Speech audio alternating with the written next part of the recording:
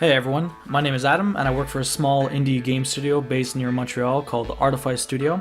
You can see our beautiful team right here. We're pretty excited to show you a small preview of the game we've been working on for quite a while now. It's our first game and it's called Sang-Froid, Tales of Werewolves. The game is set during the winter of 1858 in Lower Canada. Our story is actually co-written with best-selling author Bryan Perro. To keep it short, you play one of the two O'Carroll brothers, either Joe or Jack. Every night, these two lumberjacks must protect their sister Josephine from the devil who's trying to kidnap her. So the game is split into two phases. Basically, during the day, which is the first phase, you have to prepare your defenses for the upcoming night, which is the second. You plan your strategy by placing all kinds of traps in the surrounding forest. You can also visit the villages to go buy items or new weapons to help you fight back your enemies. Then, when night falls, you must hunt down all the wolves, werewolves, and other creatures using the different traps you've placed during the day.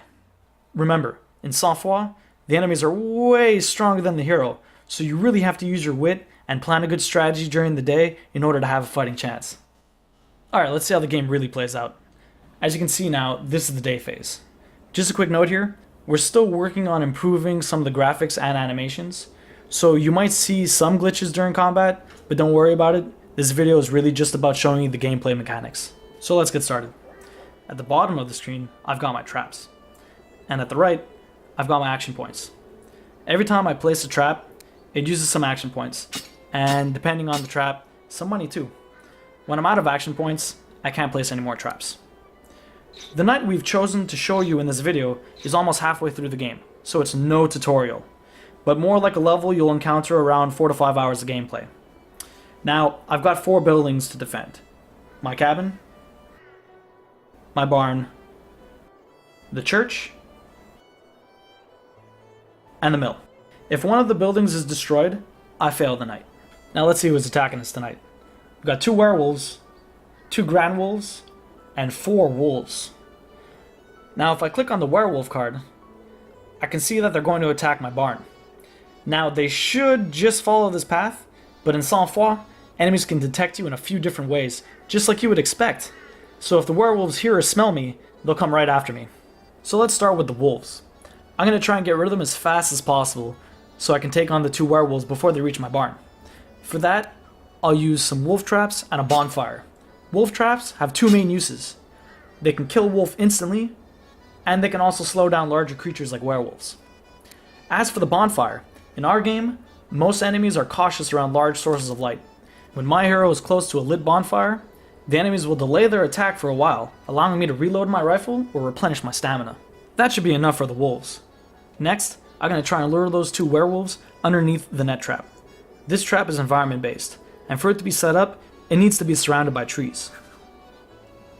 Alright, let's check out wave 2. We've got a Wendigo attacking the church, but we've also got a Mycan shaman and 2 Mycan warriors attacking the church along with the Wendigo. We've also got 4 more werewolves and 2 will-o'-the-wisps attacking the sawmill. Okay, let's start off with the sawmill. First, I'll need to buy some time to get over there, so I'll slow down the werewolves with some bait. While they're busy eating it, I should have enough time to get there before they start their attack. But 4 werewolves is really strong, so I'll try to divide the pack by placing 2 wolf traps. I'll also place this explosive barrel for maximum damage. For the will-o'-the-wisps, I'll build a wayside cross. This does holy damage over time to every diabolical creature in the surrounding area. Now, let's check out the church. The Mycans are a little more civilized than your typical werewolf, so they don't need bait. And the only way to slow them down is by using firewalls. So, I'm going to set up a few barricades. This way, they have to take the long way around to reach the church. As for the Wendigo coming from the south, although he's really strong and has a ton of HP, he happens to be very slow, so I should be able to reach the church in time. But just to be on the safe side, instead of running from the mill all the way to the church, I'll just build a set of watchtowers. These 2 are connected by a zip line. That way, I can move fast between 2 different parts of my forest. Alright, to fight them off, I can use 2 more wolf traps and a ballista for the Wendigo. I'm also going to plant a sacred tree, which is really effective against Mycan warriors. Alright, good. So my defense is done, but I still have some action points left. Remember, you are still a lumberjack after all. so you can use those points to chop down some lumber and sell it for some quick cash. Now let's head to Wolvesvale and buy some stuff.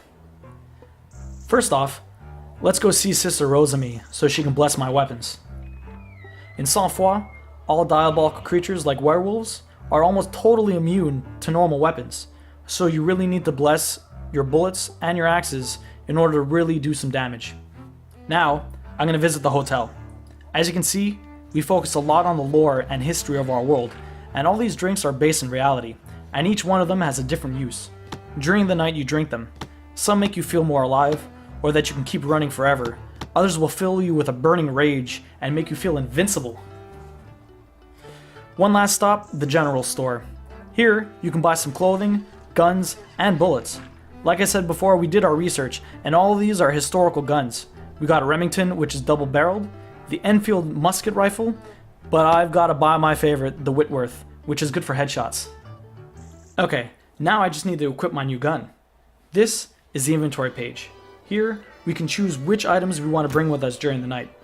We can also access our skill tree from here. Most of these skills are either combat or trap based. For instance, there's a skill that turns all of my bait into poisonous bait. But, you know, I'm going to take the Bloodthirst skill, which gives me back a little bit of health every time I kill an enemy. That's it. It's time to start the night, guys. Let's test out our strategy. Alright, so here's the night. You always start off near your cabin. As you can see, there's a little mini-map top left. Got your health and your inventory at the bottom. First things first, let's light this bonfire. You know, get prepared for the wolves. I think I'm going to use my gun to ambush one of them. It's always a good strategy because it gets rid of one before they all get here. Let's try and kill this before his friends get here. Alright, I was able to do that, but now there's too many, so let's retreat back to the bonfire. Now remember what I said before.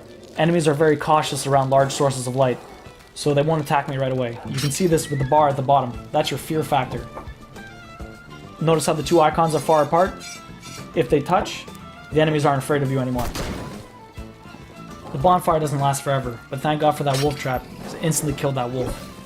Easy kill right there. Let's finish off this last wolf. Pretty easy. Now for the werewolves, you can see them running in the distance. Alright, let's reload my gun. Remember, this is 1858, so it takes a little while. Now I'm going to try and lure them underneath that net trap I set. So I'm going to use some Native American magic to turn the wind. As you can see on the mini-map, the wind is indicated by this green little cone. They detected me. That icon on the ground shows the last area they detected me. So now they're going to go over there, and since they can't find me, they're going to wait around. Oh, there we go, crush them. Now that they're nice and tender, I'm just going to finish them off pretty quick. There we go, not so bad. Now for wave 2. So I have to run all the way to my mill, so I'm going to just drink this little liquor, and it's going to give me a speed boost. Now everyone really fast. So wave 2 just started. Pretty close to my mill now. I think I'm going to reload my gun with one of the holy bullets. Remember, normal bullets don't really do much to werewolves, so you got to manage your bullets pretty good. Now that that's done, let's head over. Alright, remember the bait I put, so I'm going to wait for them to all start eating it. This way I can approach them without really getting detected. Alright, here we go. There we go, headshot. Up there, just like I planned. Stagger them a little bit with the bear traps. Barrel, dodge. There we go. Not bad. Alright, let's light the wayside cross now. This does holy damage to all diabolical creatures, remember. Oh, okay, here comes the will-o'-the-wisp. These things are really annoying. They shoot fireballs at you when you're attacking other enemies, and they can also teleport and go into the ground and start healing, so you have to watch out. They're dead, but only thanks to my wayside cross. Let's reload another bullet, but this time I'm going to put a silver one in because the next enemies are all mystical ones, like the Mycans and the Wendigos. So, zipline, really fast. Always good.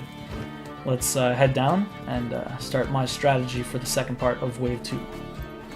So here, I'm going to do another Native American dance to light, or to activate my tree. Now that that's done. Alright, so now I'm going to shout at them. Unlike the wind, This is in a large area around me, so it lures everyone instead of just in a little cone.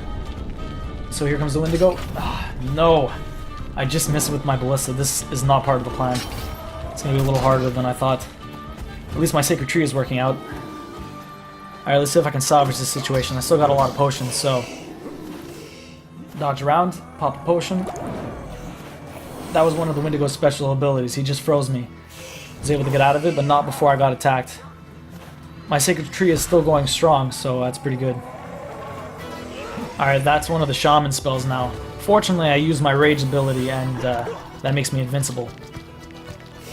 Okay, now for the Wendigo. I'm gonna try and get away from this guy, but I'm running out of stamina, so I think I'm gonna just come up here. When I'm up here, if he knows I'm here, he's gonna try and attack my watchtower, so I have to hurry up. I was able to reload my gun and drink a rage potion, but there goes my watchtower. So much for that. I'll try and finish this fight, but I just want to take this time to thank you guys for checking out our game. We're really proud of it, and I hope you guys enjoyed it. Check out our website, sang-froid.com. Check us out.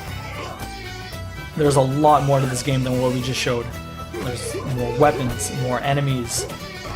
This is just a fraction of it. I mean, we didn't even show the story, and there's a ton of it. So check it out. You won't be disappointed. Alright, I think I have a fighting chance here. Come back to the fight. Okay, here we go. I think he's almost dead. A few more hits. There we go. Finally. See you guys. Thanks for watching. Take care.